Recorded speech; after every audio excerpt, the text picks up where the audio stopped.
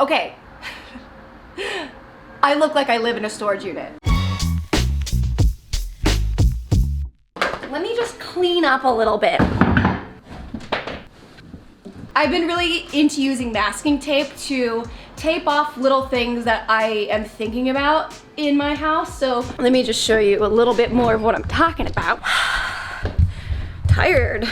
Okay, so I always do this because it's really easy to start living in the space and seeing how it will affect you.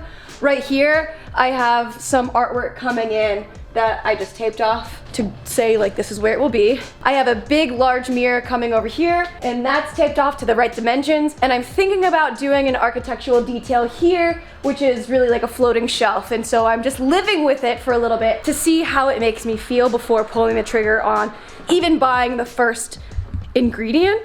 What would you call it? Material. I'm sure that that video didn't even come out yet, so the bricks are white and that's a whole nother video. We'll get to it. This room has been so confusing for so long because it's changed so many times based off of how I'm feeling. Initially this was a living room, then it turned into a dining room, but then it turned into like a storage space. Right now I'm transitioning it into like a laid back little conversation space. Conversation space. It's where we learn how to say all of the letters and what we're saying. Here is the design dilemma, is I had two really prominent heavy pieces of furniture. We have the black cabinet and then we also have another black bar cabinet, which is where I think I'm gonna put my coffee machine once I do some stuff to it. So in between, I did not know what to do with this empty space because I didn't want it to be overwhelming because we have such big anchors on either side, but I did want to explore the verticality of it. So my idea was to make a pedestal that will go here because I know I want a light source over here. This corner gets a little dark because the windows are behind me and we're flanked by two dark pieces which absorb the light. So I knew I wanted a light source here, but I thought how cool would it be if instead of actually having a piece of art, I displayed a sculptural light on top of a pedestal, and on the back, this square here, I'm gonna make a really subdued,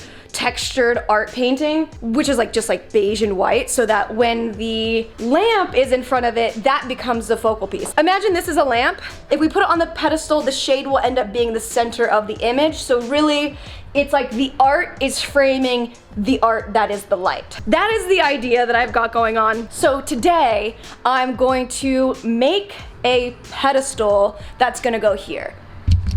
Oh my god, my arm hurts. Here's a little peek into how insane I am. I already have a pedestal coming for this space. The thing is, it's from a vintage Instagram page from Dallas, and it's taking a long time to get here because there's no one that can ship it. It is an authentic Milo Boffman Burlwood pedestal, and it's so pretty, but I don't have it yet, and I don't know when I'm gonna have it, and I'm getting a little antsy because I can't plan the rest of my design until I see what that looks like. So I'm gonna make a placeholder Burlwood pedestal, but also I figured that this could be a good DIY if you don't want to drop the money on an actual like original piece of artwork sculpture. That's not for everybody. It is definitely how I like to spend my money. I'm basically like Sarah Jessica Parker that wants all of her money to be hung up in the closet as Carrie in Sex and the City, except for I like to feel like I live in a laid back luxe museum. That's just my thing and I love it.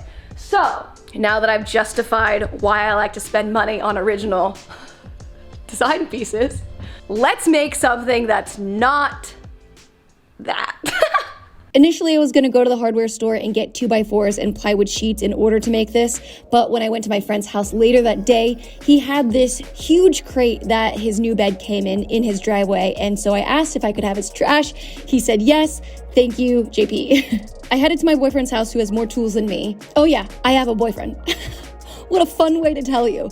I started sketching an outline of the dimensions of the pedestal that I ordered, which were 43 inches high and 11 inches wide. Using a skill saw, I cut the boards with some allowance just in case I messed up, which I always do. So yay me for having some foresight. After measuring twice, I took the boards to the sliding miter saw for precision cuts, and then when everything was perfectly equal enough, it's DIY. Things aren't gonna be perfect. After we had 4 long boards that were good enough, we nailed them together while I pushed them into place so that the edges were as flush as possible. I wish you could see how freaking flush that is. In the midst of this, I got some shit on my shoe and I didn't realize that I tracked it onto the bottom of here.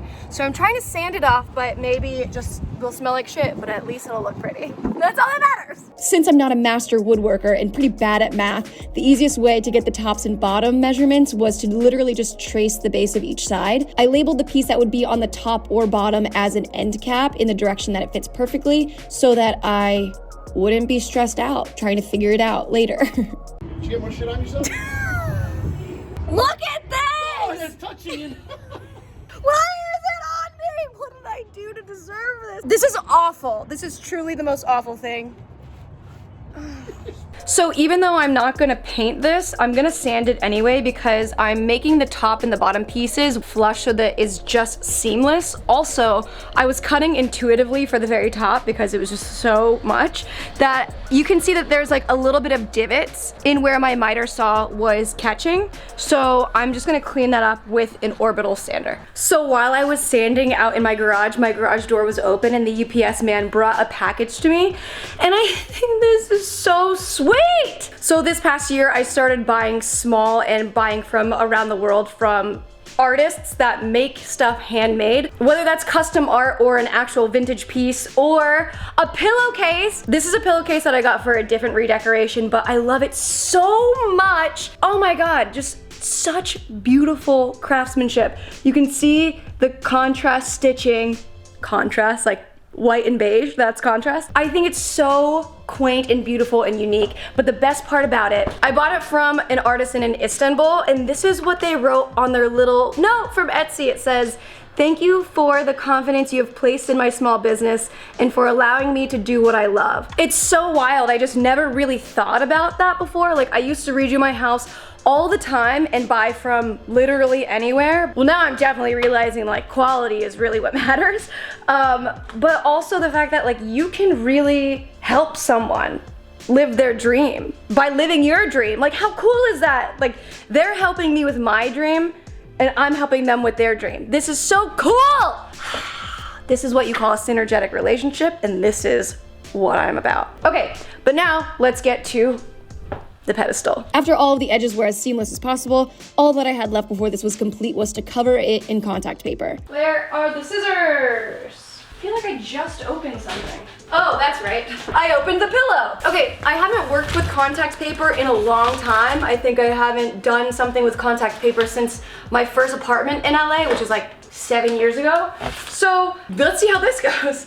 I bought this kind of burlwood contact paper from Amazon. It's a little bit deeper than I would prefer, but since this is just a stand-in piece because I'm insane, it's gonna be fine. Really, the only tip here is to massage the air pockets out and smooth it with your hands and keep working it until it looks like it is the actual material that you're working with. The good thing about contact paper is that it's really forgiving when you're working with it, so if it's sticking to something, you can remove it and replace it incessantly until it's exactly right, and it won't lose its adhesion. I honestly didn't really have a plan while applying the contact paper. My goal was to just put it on evenly and make it look as close to real burlwood as possible.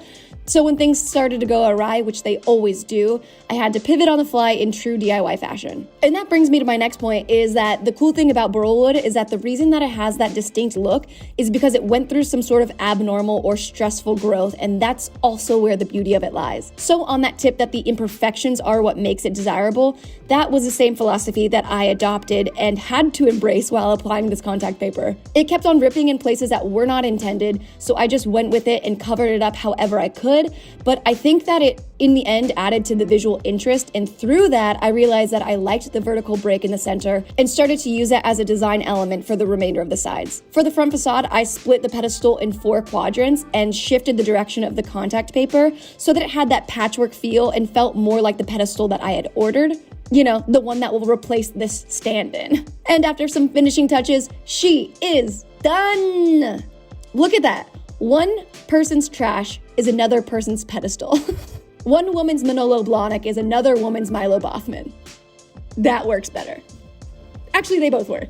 I'm freezing. I think it looks pretty good. I do hate that it's not finished at the top, but my act of self-care today is to not try and do everything in one day. So I'm gonna put atop it just some random vintage light that I found. This is not gonna go here, so don't freak out, me. This is not the vibe for this room with a burl wood pedestal, but I am gonna put this on top just to give you an idea. Okay, I guess I'll just be freezing now. In an ideal world, this will end up looking good. As of right now, I'm not loving it, but it's because it's not done. What I am loving is the fact that I made this pedestal from trash for, honestly, however much money the contact paper costs, because the tools weren't mine, the nails weren't mine, the actual wood wasn't mine. Really? This thing costs like 40 bucks to make. Oh, it's gonna be so nice when it's done, but for now, it's good enough. Okay, see you next time. Bye.